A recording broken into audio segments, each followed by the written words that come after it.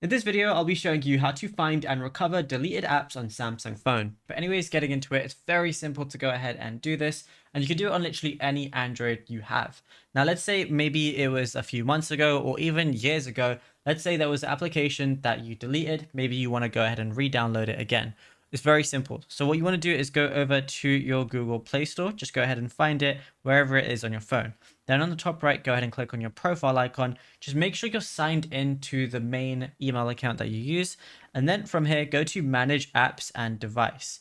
Now over here, you're going to see a lot of different things, but go over to Manage, which is the second tab. And then you're going to see everything that's currently installed on your device. But you want to switch it from this device to not installed. This is going to show you everything that is not installed but has previously been installed. And then all you can go ahead and do from here is highlight whichever things that you want.